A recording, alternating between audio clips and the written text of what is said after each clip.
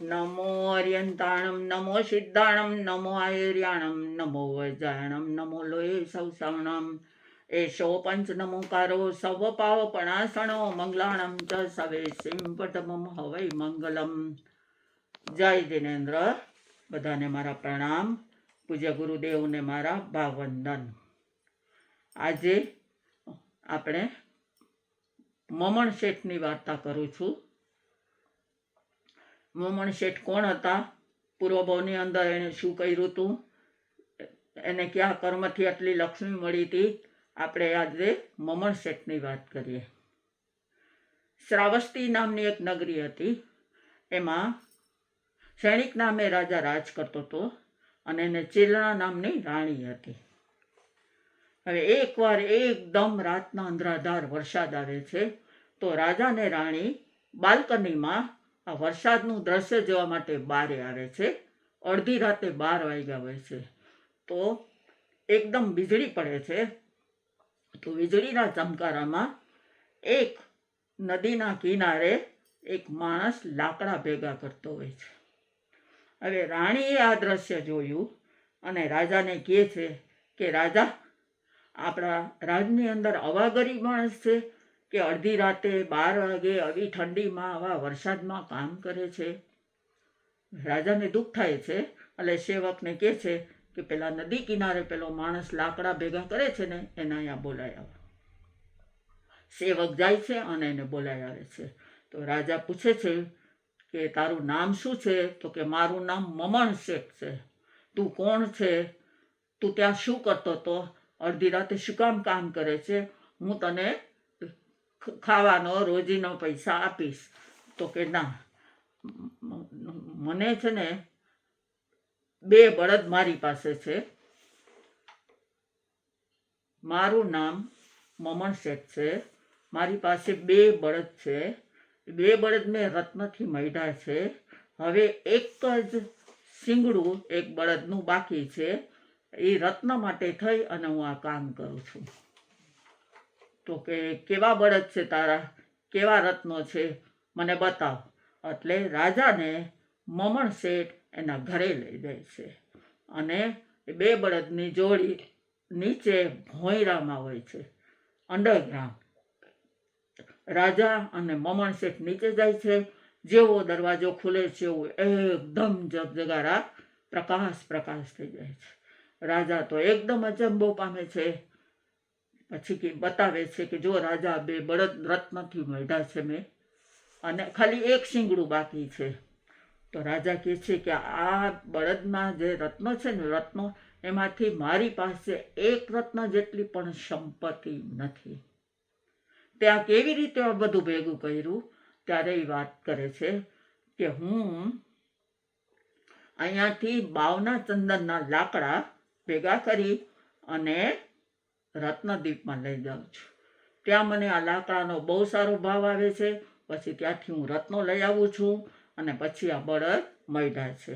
હવે આ એક જ શિંગડું બાકી છે અને આખી જિંદગી મેં તેલ ને ચોળા ખાધા છે. એટલા કરકસરથી હું રહું છું ત્યારે આ થયું છે. અને ખાલી એક આ નાની પોતળી પહેરું છું. નાની પોતળી પહેરે છે આખી જિંદગી અને તેલ ને ચોળા ખાધા છે. અને આટલી મહેનત કરી અને મેં આ 2 બળદ ઊભા કર્યા છે. રાજા ઘા ખાઈ જાય છે. હવે મમણ શેઠ એટલું બધું કામ કર્યું છે રત્ન ભેગા કરવા માટે, આખી જિંદગી કાઢી અને પછી નથી પોતે ખાધું, નથી પોતે પીધું, નથી પોતે પહેર્યું ઓઢ્યું, નથી કાંઈ માણ્યું. રાજા કરતાં સંપત્તિ એની પાસે વધારે છે પણ એ માણી શક્યો નહીં. અને મમણ શેઠ મરીને 7મી નરકે મહેમાન થઈ ગયો, કારણ કે એમણે લોભ જ કર્યો. હવે આ કયા કારણથી, કયા પુણ્યથી એને આટલી સંપત્તિ મળી હતી અને કયા કર્મથી એને માણી ન શક્યો? તો એની વાત કરું કે પૂર્વભાવની અંદર આ મમણ શેઠનો આત્મા અને મમણ શેઠના ઘરે એટલે કે પૂર્વભાવમાં એક મહારાજ સાહેબ પધારે છે. હવે આને એક કેસરિયા લાડવા બનાવ્યા છે. સરસ મજાના. હવે મહારાજ સાહેબ તપસ્વી પધારે છે તો આ બહુ ખુશ થઈ અને પધારો પધારો કરી અને ઉત્કૃષ્ટ ભાવથી એને લાડવા બોલાવે છે. એટલે ઉત્કૃષ્ટ ભાવથી લાડવા બોલાવ્યા એટલે એને આટલી સંપત્તિ મળી.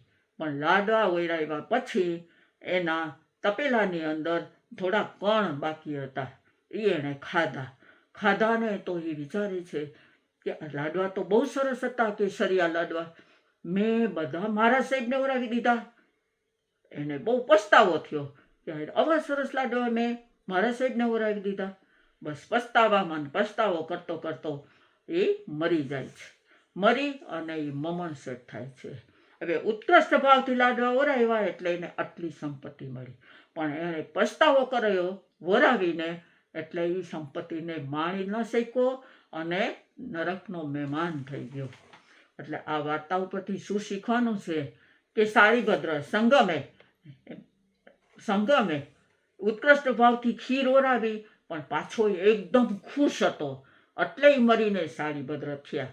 પણ આ ખુશ નહોતો, પણ એકદમ પશ્ચાતાપ કર્યો એટલે આ સંપત્તિ માણી ન શક્યા. બસ આ વાર્તા ઉપરથી શીખવાનું છે કે આપણે હાથેથી કાંઈ પણ સુકૃત થાય, કાંઈ પણ સુકૃત કરીએ તો હંમેશા એની અનુમોદના કરવાની હોય. બાકી તો આપણે સંસારની અંદર આપણે કર્મોનો કોઈ પ્લસ કરે છે, કોઈ માઇનસ કરે છે, કોઈ ડિવાઈડ કરે છે અને કોઈ ટાઈમ્સ કરે છે. પણ ઇઝ ઇક્વલ કોણ કરે છે? ફરીવાર બોલું, કોઈ પ્લસ કરે છે, કોઈ માઇનસ કરે છે, કોઈ ડિવાઈડ કરે છે અને કોઈ ટાઈમ્સ કરે છે. પણ ઇઝ ઇક્વલ કોણ કરે છે? તો કે ઇઝ ઇક્વલ એક આપણા કર્મો જ ઇઝ ઇક્વલ કરે છે. કે જેવા કર્મો એવું ફળ, જૈસી કરણી વૈસી ભરણી. માટે જેવા આપણા કર્મ એવું જ આપણને ફળ મળવાનું છે. માટે હંમેશા ઉત્કૃષ્ટ ભાવ રાખવા. આ વાર્તા ઉપરથી શીખવાનું છે કે સુકૃતની અનુમોદના કરવાની છે અને સારીભદ્ર જેવા ભાવ રાખવાના છે. એટલે ઇઝ ઇક્વલ આપણે જેવા ઉત્કૃષ્ટ ભાવથી આપણે સુકૃત કરશું એવા જ ઉત્કૃષ્ટ ભાવથી આપણને એનું ફળ મળવાનું છે અને મળવાનું છે જ. કાંઈ ભૂલચૂક થઈ ગઈ હોય તો મિચ્છામિ દુક્કડમ. જય જિનેન્દ્ર.